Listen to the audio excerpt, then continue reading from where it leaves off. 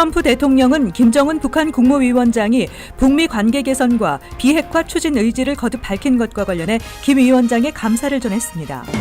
오는 11월 결선에 진출한 캘리포니아주 연방하원 영김 후보가 미국 정부에 미주 한인들의 북한 가족 상봉 추진을 촉구하고 나섰습니다.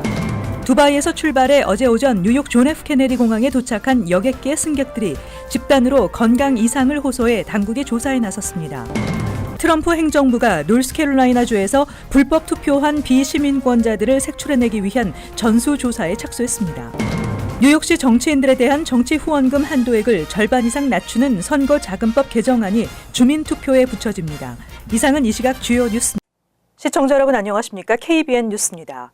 도널드 트럼프 대통령은 김정은 북한 국무위원장이 북미 관계 개선과 비핵화 추진 의지를 거듭 밝힌 것과 관련해 김 위원장에 감사를 전하면서 북한의 비핵화를 함께 해낼 것이라고 화답했습니다.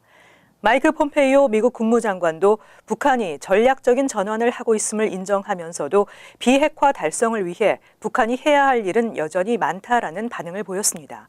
보도에 이명주 기자입니다. 트럼프 대통령은 오늘 트위터를 통해 김정은 위원장이 자신에 대해 흔들림 없는 신뢰를 보내었다면서 우리는 함께 해낼 것이라고 밝혔습니다.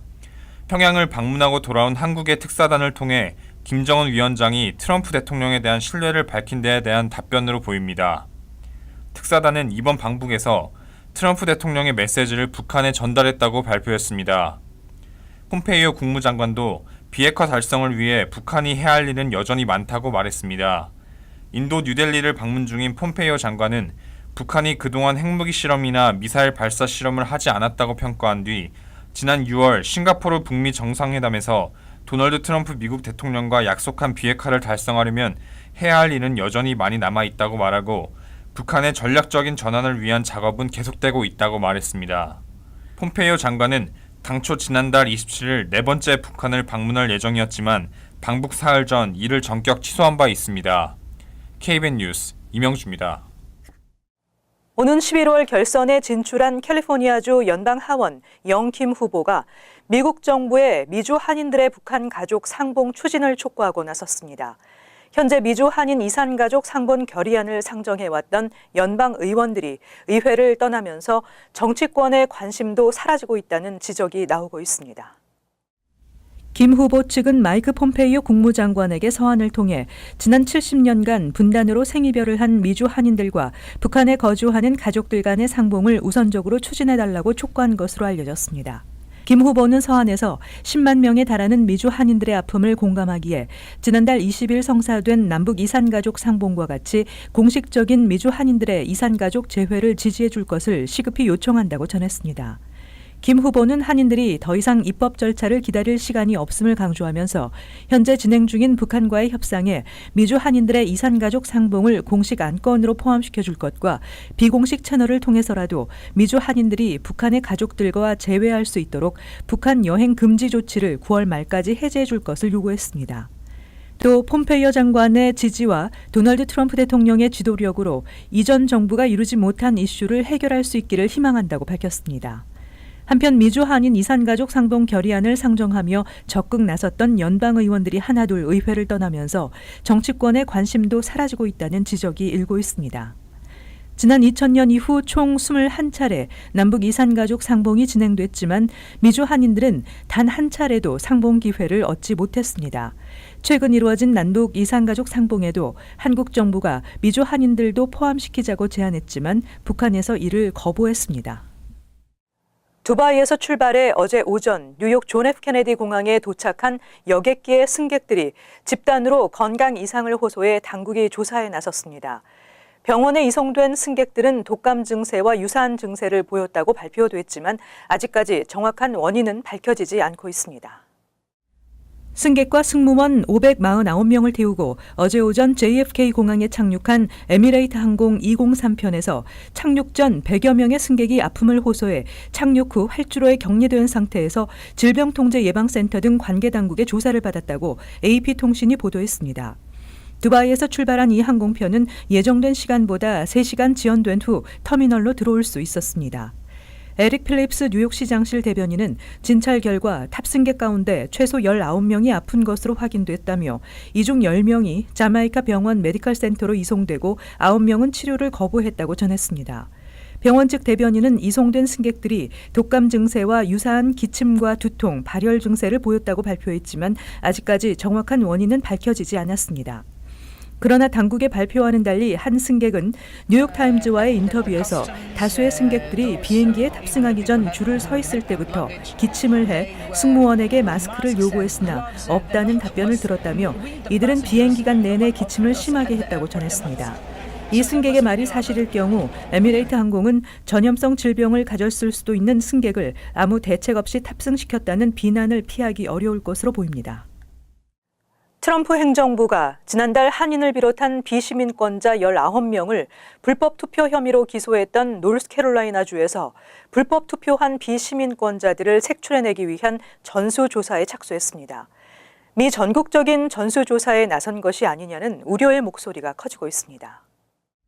연방검찰과 연방이민세관 단속국은 노스캐롤라이나주의 44개 카운티 선거관리위원회에 2010년 1월에서 2018년 8월 30일까지 약 9년치의 선거 기록물을 제출할 것을 요구했다고 더 뉴스 앤 옵저버 등이 보도했습니다. 제출을 요구한 선거 기록물은 유권자 등록 명단은 물론 우편 등을 이용한 간접 투표 용지, 직접 투표 용지 등이 모두 포함됩니다. 이에 앞서 IC와 연방검찰은 노스캐롤라이나에서 지난 2016년 대통령 선거에서 불법 투표한 혐의로 한인을 비롯한 19명의 비시민권자를 기소한 바 있습니다. 대부분 영주권자들로 한국, 일본, 필리핀, 멕시코, 엘살바도르, 독일, 이태리 국적 출신 등으로 파악되고 있으며 이들 대부분은 영어에 익숙치 못해 자신들이 투표권이 있는 것으로 착각하고 있거나 유권자 등록 운동원의 권고로 유권자 등록을 한 후 투표권이 부여돼 투표했던 것으로 전해지고 있습니다. 현행법은 비시민권자가 의도 여부와 상관없이 연방선거에서 투표할 경우 징역 1년에서 6년형, 최고 35만 달러 벌금형과 함께 추방 대상이 될 수 있습니다. 한편 이 같은 트럼프 행정부의 움직임이 노스캐롤라이나 이민자 사회뿐만 아니라 미 전국적인 전수조사에 나선 것이 아니냐는 우려의 목소리가 커지고 있습니다. 뉴욕시 정치인들에 대한 정치 후원금 한도액을 절반 이상 낮추는 선거자금법 개정안이 주민투표에 붙여집니다. 뉴욕 선관위의 이 같은 방안은 후원금과 관련된 선거자금법 위반과 부패 행위를 사전에 예방하기 위한 것입니다. 뉴욕시 선거관리위원회가 어제 전체 회의에서 오는 11월 6일 본선거 주민투표에 선거자금법 개정안을 포함시키는 방안을 표결을 통해 통과시켰다고 밝혔습니다. 이번 주민투표에서 과반 이상의 표를 얻어 개정안이 통과되면 앞으로 뉴욕시장과 시감사원장, 시공익옹호관 선거에 출마한 후보자들에게 기부할 수 있는 후원금은 현행 최대 5,100달러에서 2,000달러로 줄어들며 뉴욕시의원과 각 5개 보로장 후보자에 대한 후원금도 현행 최대 3,950달러에서 1,500달러로 줄어듭니다. 개정안에는 소액 후원자의 참여를 끌어내기 위해 현재 각 후원자가 기부하는 1달러당 6달러를 지원하는 매칭 펀드 비율을 1달러당 8달러로 확대하고 각 후원자별 매칭 펀드 한도액도 현재 175달러에서 250달러로 늘리기로 했습니다. 뉴저지주 팰리세이드파크 공립학교에 배치된 보안 요원들이 특혜 채용됐다는 논란이 일고 있는 가운데 팰리세이드파크 학군 교육감이 채용 과정은 적법하게 이루어졌다고 해명했습니다. 조셉 시릴로 팰리세이드파크 학군 교육감은 학군 웹사이트를 통해 타운 내 3개 학교에 배치된 9명의 무장 보안 요원 채용 논란과 관련해 팰리세이드파크 경찰서장과 만나 무장 보안 요원들에 대한 신원 조회 결과를 확인했다며 뉴저지 법에 따라 모두 총기를 소지할 수 있는 자격을 갖춘 무장 보안 요원을 채용한 상태라고 말했습니다. 그러나 이 같은 해명에도 불구하고 무장 보안 요원 채용 서류와 신원 조회 결과 등을 팰리세이드파크 타운 정부에 제출하지 않은 것으로 드러나면서 채용 비리 의혹은 여전히 가시지 않고 있습니다. 지난 8월 정보공개법에 따라 보안 요원 채용 지원 서류를 공개해달라는 한 언론사의 요청에 팰리세이드파크 클럭 오피스는 해당 서류가 존재하지 않는다고 답변한 것으로 알려졌습니다. 더구나 팰리세이드파크 보안요원으로 채용된 2명의 보안요원은 신체검사와 신원조회 절차가 채용 이전에 전혀 이루어지지 않았다고 증언한 바 있습니다. 미국 내 전체 학생 수는 증가했지만 뉴욕주 공립학교 학생 수가 지속적으로 감소하고 있습니다. 뉴욕주의 학생 수 감소는 인구 감소와 함께 다른 지역으로의 이주 때문인 것으로 분석되고 있습니다. 2000년 이후 미국 내 전체 학생 수는 7% 증가했지만 뉴욕주 학생 수는 10% 하락해 18년 동안 총 25만 명이 감소했다고 엠파이어 센트럴이 분석해 발표했습니다. 지난 2017-2018 학년도 뉴욕주 공립학교의 총 등록 학생 수는 260만 명으로 전 학년에 비해 총 15,000명이 줄어들었습니다. 이는 1950년대 뉴욕주 학생 수 수준으로 30년 만에 최저치입니다. 분석 자료에 따르면 학생 수는 뉴욕주 업스테이트에서 급격히 줄었으며 뉴욕시 전체적으로 감소했습니다. 전문가들은 이 같은 학생 수 감소는 뉴욕주의 인구 감소와 타 지역으로의 이주 때문으로 분석하고 있습니다. 엠파이어 센트럴은 이같이 꾸준한 학생 수 감소 추세로 볼 때 새로운 2018-2019 학년도의 학생 수도 줄어들 것으로 예상하고 있습니다. 뉴욕주 학생 수는 지난 1970-71 학년도에 총 350만 명을 기록해 가장 많은 학생 수를 보였습니다.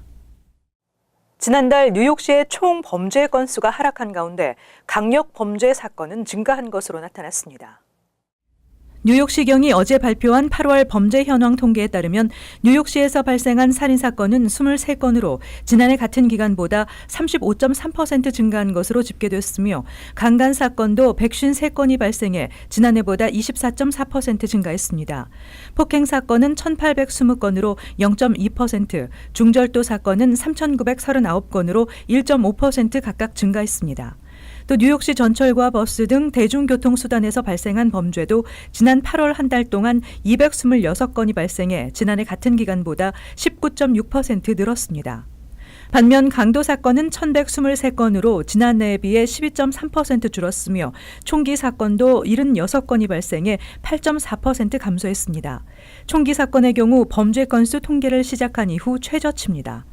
한편 뉴욕시에서 8월에 발생한 총 범죄 건수는 8,751건으로 지난해 같은 기간 8,758건에 비해 0.4% 감소했습니다.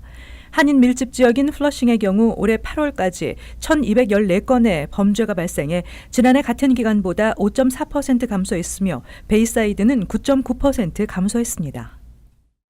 미 전국 200개 도시 가운데 뉴욕시가 최악의 난폭 운전자 도시 탑 5에 기록됐습니다. 뉴욕시는 또 베스트 드라이버 순위에서 107위에 올랐습니다. 올스테이트가 최근 발표한 베스트 드라이버 리포트에 따르면 뉴욕시가 미 전국 200개 도시 가운데 5번째로 난폭 운전이 심한 도시에 꼽혔습니다. 뉴욕시 운전자들의 1000마일당 급정거 빈도수는 32.5회로 나타났습니다. 가장 급정거 빈도수가 많은 도시는 필라델피아로 42회에 달했으며 다음으로 커네티컷, 브리지포트, 뉴저지 패터슨, 플로리다 마이애미 등의 순이었습니다. 뉴저지 뉴아크와 저지시티도 각각 8위에서 9위를 기록했고 용커스는 최악의 난폭 운전자 도시 10위에 올랐습니다.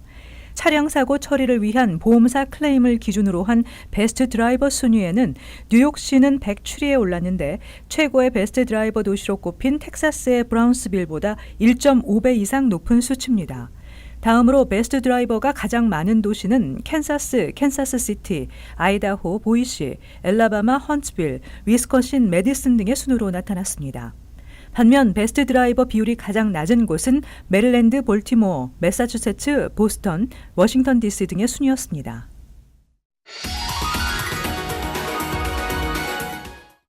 이어서 LA 지역 한인사회 소식입니다. 최근 아파트를 재계약하면서 렌트비가 예상보다 급격하게 인상돼 건물주와 세입자 간의 분쟁이 일어나는 사례가 늘고 있습니다. 감당 못할 수준으로 렌트비는 인상되지만 법적으로 아무런 하자가 없는 조치라 결국 세입자들의 고통만 가중되고 있다는 지적인데요. 세입자 보호를 위한 렌트 컨트롤 규제 강화가 반드시 필요하다는 목소리도 높아지고 있습니다. 여준호 기자가 전해드립니다. LA 한인타운의 한 아파트에서 2년째 거주하고 있는 신모 씨. 며칠 전 아파트 재계약을 하다 폭등한 렌트비 때문에 건물 매니저와 논쟁을 벌였습니다. 첫해 $60 선에 불과했던 렌트비 인상폭이 올해엔 $200가 훌쩍 넘었기 때문입니다. 렌트가 2,100불이었거든요. 그런데 1년이 지나고 50불, 60불 올 줄 알았는데 150불, 200불 이렇게 올라버린 거예요. 이사 비용도 만만치 않고 너무 어이가 없더라고요. 하더라고요. 월세 사는 사람들은 그 2, 3부치 모으고 그러면은 잘 못 살잖아요. 힘들고 부담스럽고. 일부 지역에선 신 씨와 같이 건물주가 최대 40%까지 렌트비를 인상해 주민들이 단체로 시위를 벌이는 상황까지 잇따르고 있습니다. 하지만 실질적인 법적 해결책이나 대응 방법이 없어 세입자들의 한숨은 더욱 깊어지고 있습니다.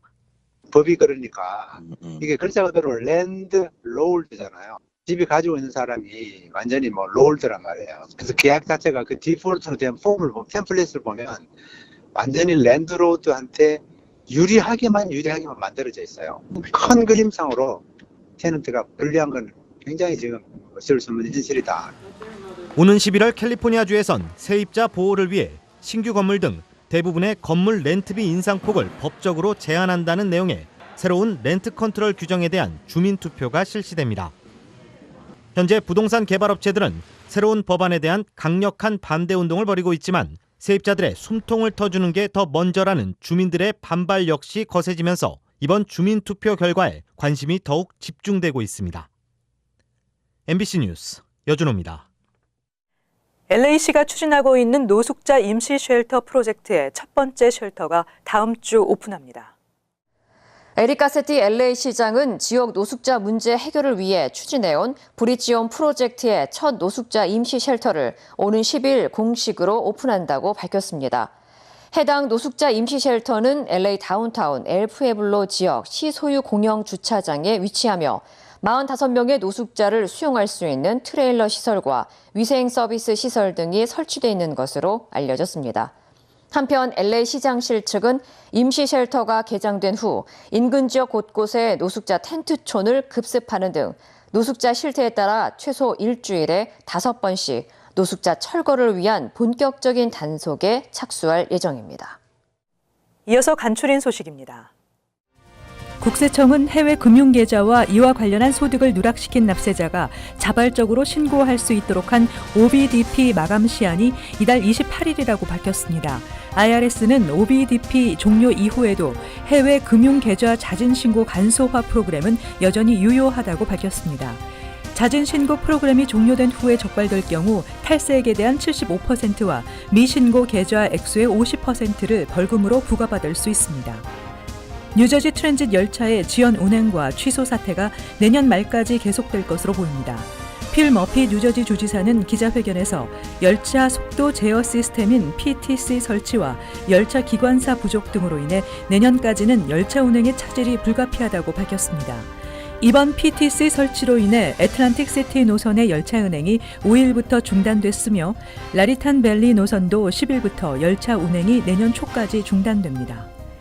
뉴욕주 예비선거를 앞두고 뉴욕 한인회, 한인권익신장위원회, 뉴욕 한인상공회의소 등 단체 관계자들은 8일 오후 3시 H마트 머레이힐 매장 앞 레너드 스퀘어에서 투표 참여 촉구 집회를 가진 뒤 주변 한인상가를 돌며 캠페인을 펼칠 예정입니다. 투표 참여 독려 캠페인 현장에는 신규 유권자 등록 접수 장소도 마련될 예정이며 행사 후에 간단한 간식이 제공됩니다. 뉴저지 AWCA가 8일 오전 10시부터 한인 노인들의 치매 예방을 위한 행사를 개최합니다. AWCA는 치매, 그 두려움을 극복하다라는 주제로 두뇌 올림픽 2를 개최할 예정이라고 밝혔습니다. 이번 행사에는 선성우 노인과 전문의와 이호영 정신과 전문의 등이 치매 예방과 관리에 대해 강의하고 AWCA가 치매에 걸렸을 때 받을 수 있는 사회복지 제도에 대해 설명합니다. 계속해서 환율과 증권 소식입니다.